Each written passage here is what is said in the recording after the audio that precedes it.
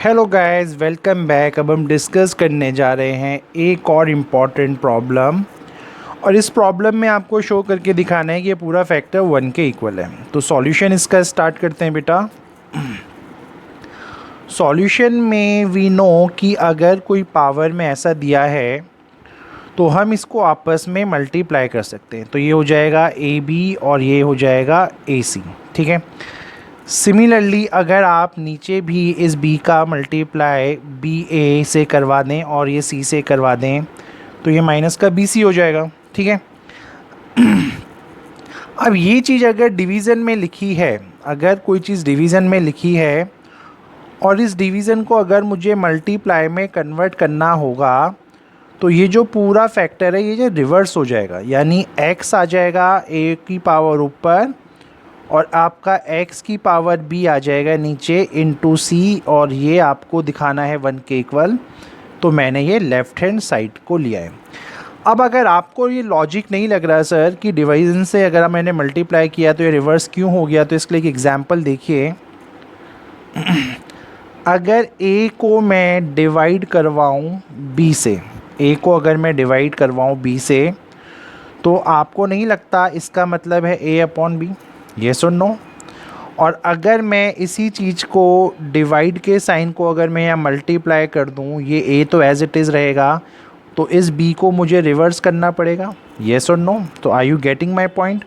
जब भी आप डिवीज़न वाले को मल्टीप्लाई में या मल्टीप्लाई वाले को डिवीज़न में इंटरचेंज करवाएंगे तो ये जो भी यहाँ लिखा होता है वो अपनी प्लेस को रिवर्स कर देता है। तो x ए नीचे है तो वो ऊपर आएगा, x भी ऊपर है तो वो नीचे आ जाएगा, और वो इस एग्जाम्पल से आपको समझ में आ गया होगा।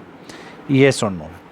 क्योंकि अगर आपने इसको डिवाइड किया होता तो ऐसे होता और मल्टीप्लाई का साइन आता तो ये जो b है ये अपॉन में चला जाता है ऐसे। तो यहीं पे यही लॉजिक हुआ है। अब आपको पता है बेटा, जब बेस सेम होते हैं, यू कैन सी ये सारे बेसिस सेम हैं, तो पावर्स आपकी ऐड हो जाती हैं। यहाँ पे आपका a इंटू सी भी हो जाएगा, तो इसको मैं लिख रहा हूँ it's A B minus A C.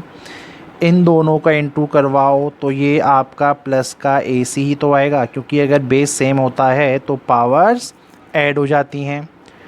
Division में भी सेम यही काम हो रहा है। यहाँ पे बी ए लिखा है, यहाँ माइनस बी सी है, और अगर b इंटू सी करोगे तो ये भी बी सी होगा, और a भी मल्टीप्लाई में है तो इनकी पावर विल ऑल्सो ऐड।